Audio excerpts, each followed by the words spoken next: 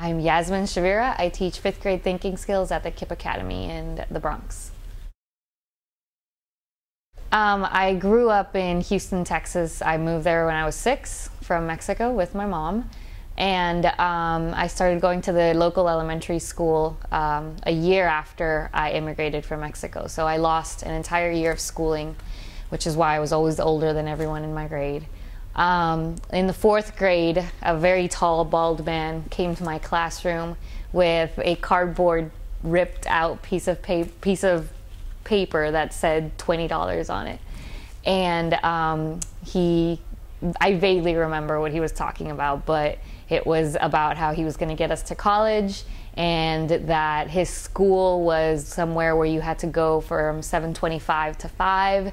You had to go to Saturday school. You had to go to school during the summer, but it'd be great because the rewards we would get would be the $20 every week and the end of the year trips. And I was really into it, especially because all my friends in the classroom were into it as well.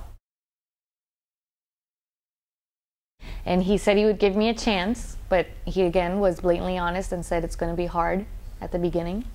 And it was. That summer that I started the 6th grade at KIPP, I got my first F on a science homework. I got really bad scores on math, which I was usually a strong student on. And it was just, I guess, the first time in my life that I failed. And it was really overwhelming. But I had Feinberg and my best friend telling me that I could do it. I just had to keep trying and that I had promised I would keep trying.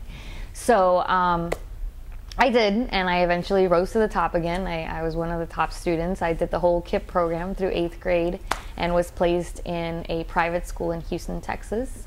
Was there for 4 years and then was fortunate enough to go away to college in California. When I was a student, all I could dream about was being a KIPP teacher because I thought they had less work than we did. I would think to myself, KIPP teachers get to go home and they don't have to do homework. They can just go home and relax. And becoming a teacher, it's not true. We go home and we have lesson planning to do. And I mean, that's just the very basic stuff. The other end of it was, I never could have imagined how big of a, I don't want to call it a burden because it's such a negative word and I love what I do, but the weight that I feel on my shoulders when I truly feel this responsibility for my 76 kids every year. And I never imagined that I could care about this many lives that I barely know. But the moment that they come in every summer, I just see myself in them and in their experiences more specifically, and I just want to offer them what I was offered, a chance to just open up their eyes and show them that, like, you can do really amazing things. But what's under the surface that a lot of people don't see is the amount of support that you feel just coming into a school where everyone will individually, every staff member, it's not just every teacher, every staff member will individually approach you as a new teacher and offer help. And I think that's unusual. In my experience, that has been unusual. In my experience, it has been more of a every man for himself in other schools, whereas at KIPP schools, it's we are all here for one reason. The relentless pursuit of getting our kids to a place where they can be independent and where they can be happy, successful individuals. I mean, relentless is just like the minimal word to explain the way that I really think all the teachers at KIPP feel. We will take the moment to recognize the amazing things that our kids are doing and the good things that we may be doing, but it's like the writer's process. You're never done editing. It could always get better. I love that about the place that I work in. Fun, resourceful, and innovative. If there was a word for, I guess, relentless, I already used. Passionate, that's what I love. That's the one thing that I love, because I've always considered myself a passionate person, and I feel like the people that I work around are equally, if not more, passionate than me. I've thought this since I was young, because we're told this, that if we're going to be specific, the state tests are not a measurement of what we know and how much we should know.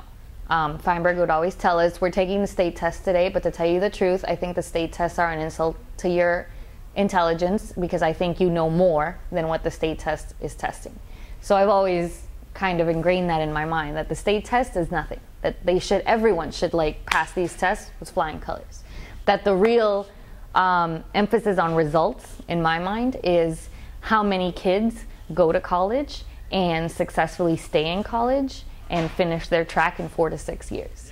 Those are the results that are important to me, so that when my kids come back, the results I'm going to ask about are not going to be, what did you get on your state test? What have you been getting on your tests, even at school? My questions are going to be, how are you doing with college? Have you decided where you want to be? Have you decided what you want to do? If they already are in college, how are you doing at college? Is there anything that you need help with? When do you expect to make it out? So those are the results that I'd be looking for.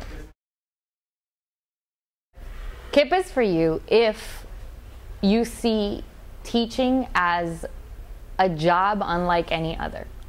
It's not, if you see teaching as not just a job, if you're teaching because you want to have an effect and you want to make a change. Like I've said this forever, I've always wanted to be a part of something big, a revolution.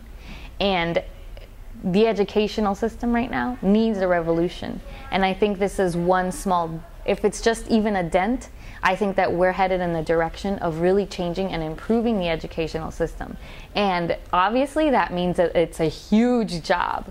So KIPP is for you if you are prepared to be a part of something very, very personal, very tightly knit, and huge. Just like expectations are very high for our students, just as they are for our teachers.